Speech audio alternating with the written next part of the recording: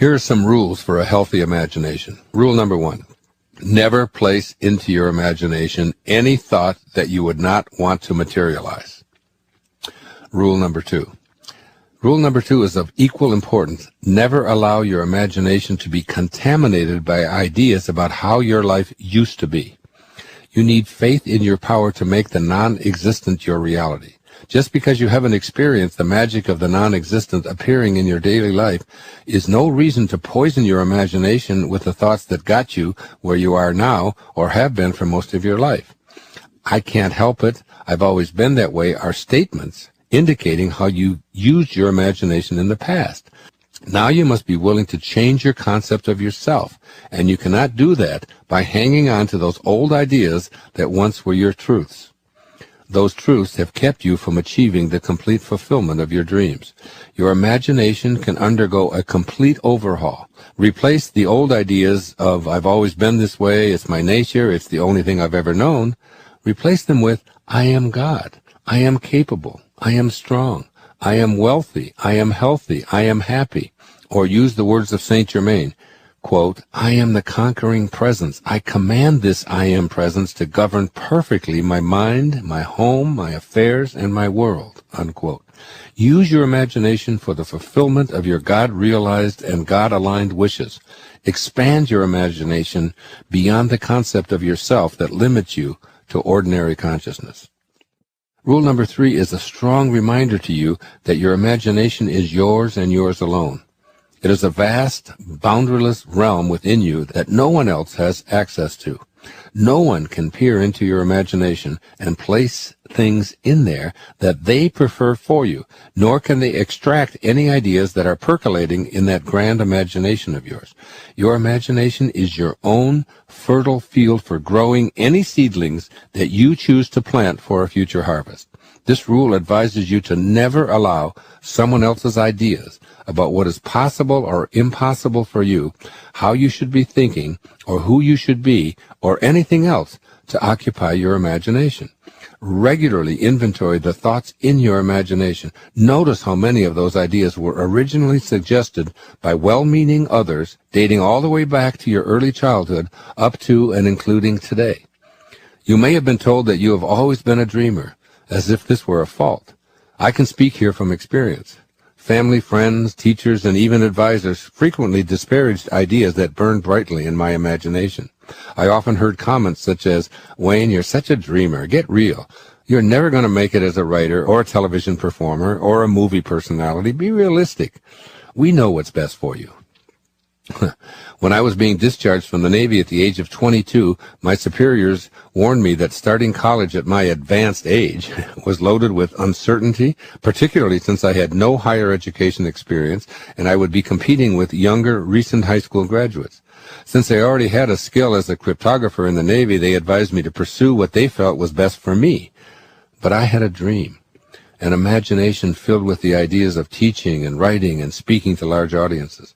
I saw myself on stage. I saw myself as a prominent author, and this vision could not and would not be sabotaged by someone else's vision of what I should or could become. As a young boy in a foster home, I almost always ignored other people's ideas about what I should be thinking or doing. I simply was indifferent to their opinions regarding what I could imagine for myself. I've carried this kind of inner discipline regarding my own imagination with clarity, refusing to allow external opinions to cancel or diminish what for me was hallowed ground.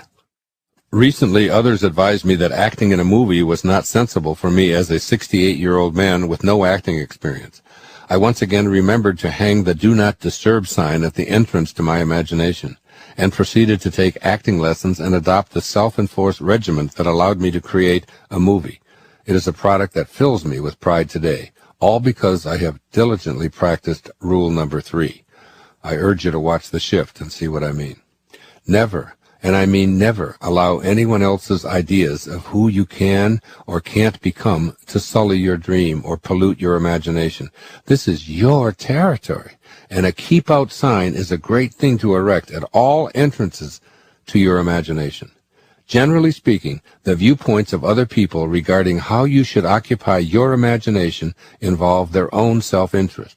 Frequently, the inclination to meddle in your imagination is a way to get something for themselves by persuading you of the folly of your dreams. Enlist only those, including yourself, who are primarily interested in what you see or hear in your imagination about your life. Rule number 4. Rule number 4 may surprise you. It concerns what you don't want to let monopolize your imagination. Do not let your imagination be restricted to the current conditions of your life, or what I call being obsessed with what is. Your imagination is unlimited, and if you've opted for an ordinary level of living, it is tempting to stay in what is rather than what you unabashedly intend to manifest for yourself. Keep reminding yourself that everything that you've believed has gotten you to precisely the point where you are now. If you want to elevate your life and become a manifester, then you have to change what you believe to be true about yourself that has landed you exactly where you are today.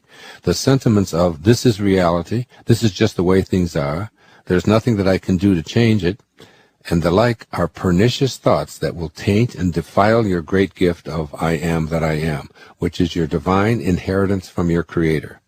Just as growth isn't possible if one continues doing things exactly the same today as yesterday and tomorrow, so is your imagination charged with the same challenge. In your imagination, you can replace the thought of, I will one day be in a better place with, I am already in my mind where I intend to be.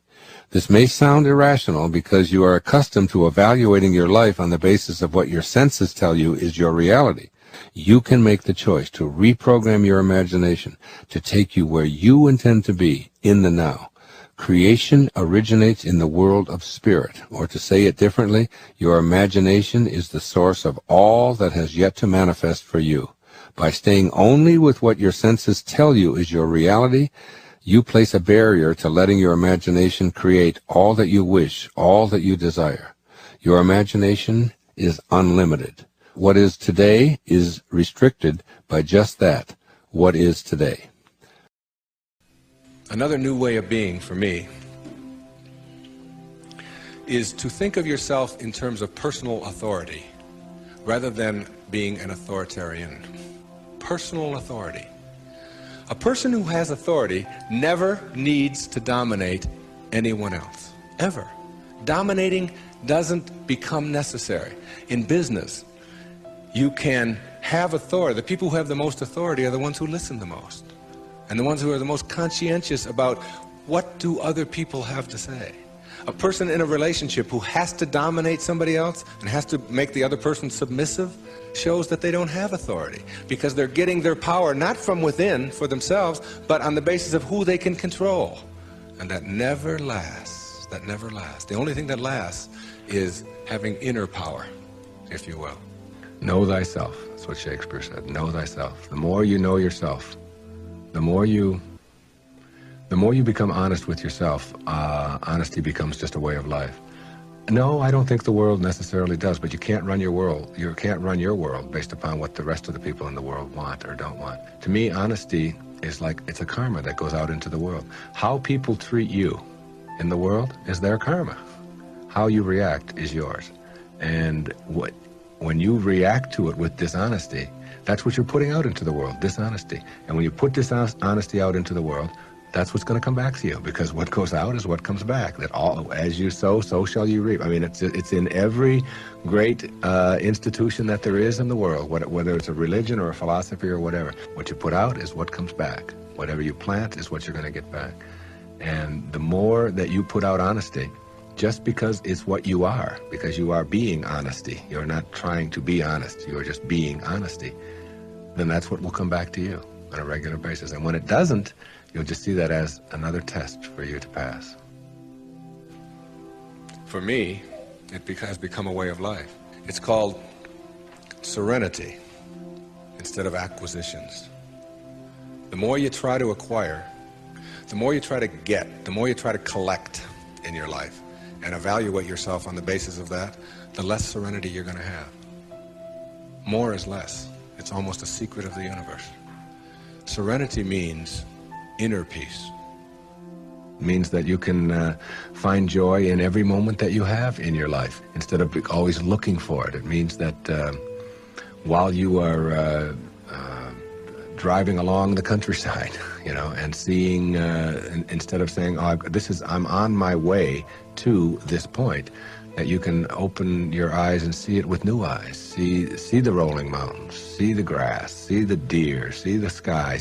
You can just stop wherever you are in this second, wherever you are, and just look around you, and you can begin to appreciate just your surroundings and your environment. Then you can begin to appreciate the people that are in your life, and even the ones that are negative and you're having the most difficulty with. You can practice a new way of being with them, which is sending them love, sending them flowers, send them books, send them a tape, send them something, and just see what kind of reaction that you get. Super emotional health is just an attitude. An attitude is everything.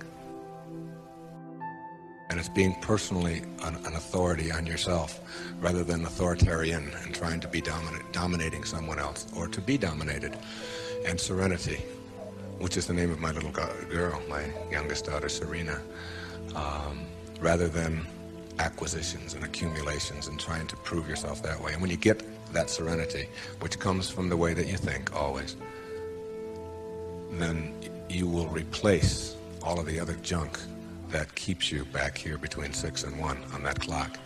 And once you get past it, you'll never, ever be able to go back. Because the light, living in the light, is a way of being that if you're not there, you don't get it yet, but once you see it, and once it begins to take over your life, you can never go back. That is your purpose. Your purpose isn't to try to be loving. Your purpose is to be love, and only have that to give away. Now you will hear about 3 energy fields and ways of keeping them uncontaminated. The first energy field is your immediate energy body, which I also refer to as etheric or faster. From a standing position, extend your arm forward and mentally note the most distant point where your fingers extend. Now imagine your arm extending straight above your head to a point over your body, and then behind you and beneath you as well. You now have an image of a field of energy which continuously surrounds your body. I call this field your fast energy body, which is inseparable from your solid and visible slower energy body. Using your imagination, take a moment now to visualize this field of faster energy with its edges or boundaries around you. When another person, particularly a stranger, crosses your boundary, you immediately feel as if you've been invaded. You move back instinctively to create a safer distance. Why? Because your energy body feels the invasive force and alerts you with a state of discomfort. If someone remains in your energy body field for an extended period of time, they begin to affect your entire being with their energy, bringing you down if you feel out of sync with them, and raising you up if they resonate to a higher energy vibration than you. I refer to the second energy field as your broader environmental energy field. To get a sense of this physical energy field, think about your energy field extending into your home, your workplace, your family, and your community. The vibrational pattern of this energy field is your broader environmental energy field. This energy field, in which your solid body walks and talks and sleeps and works and plays, is impacted by the energy frequency of whoever enters it.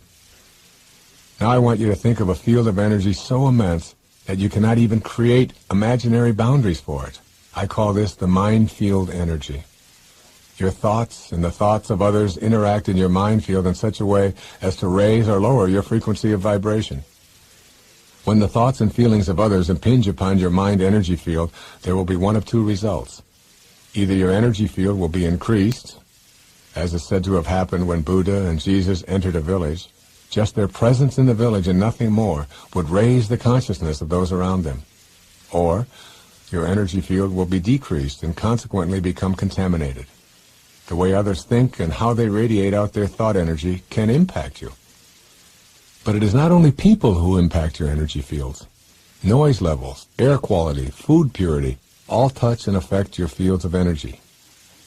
What you may not realize is that you play a potent role in keeping your energy fields clean and uncontaminated, and that you also have a salubrious and cleansing effect on the energy field of those around you.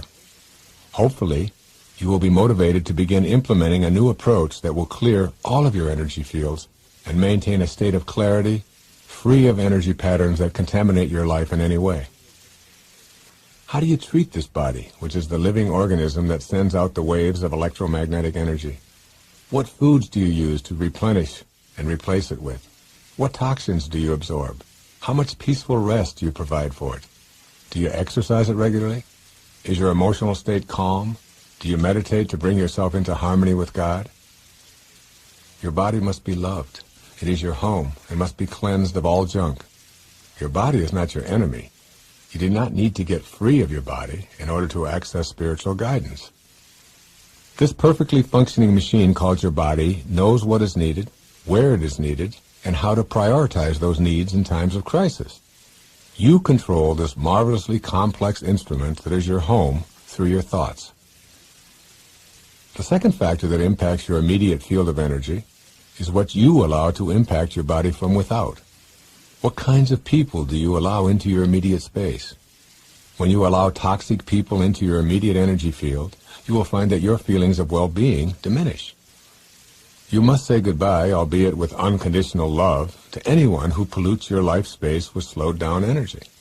Or, you must be prepared to stave off the intrusion of lower energy people, first by recognizing it, and then neutralizing it by radiating stronger energy yourself. The problem with attempting to continually be a neutralizer is that the effort required often exhausts you, and that level of fatigue makes you susceptible to the lower energies. If someone brings anxiety, shame, depression, fear, whining, complaining, apathy, stress, worry, anger, guilt, or any of the multitude of what I call lower energy patterns, they are inviting you to join in their misery and load your life up with the problems that they live with every day. Resolve to remove yourself from any toxicity that threatens the purity of your life space. When you feel yourself being breached, take immediate action, first by recognizing what is happening, and then moving in counteraction. Consciously send out thoughts of kindness and love. Remove yourself in a conflict-free way from the invading energetic forces. Anyone who you allow to be a regular visitor in your body energy field must come with love, peace, and the higher spiritual energies. The closer you come to being in a dynamic state of grace in your thoughts and refusing to be in the fields of those who are projecting lower energy thoughts, the closer you come to being in God's mind field. Choosing to experience peace by focusing on what you are for. You can experience peace by balancing all that transpires around you with God consciousness. There's nothing that requires you to react to evil doing with a non-spiritual mental response. You have a choice to put your mental energy into what you desire, and in so doing, create a new world. Let me tell you how I choose to respond to the bombardment of messages that focus on what's wrong in the world.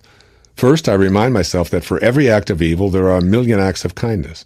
I choose to believe that people are essentially good, and that by staying in this belief system, I help bring more of this consciousness to fruition.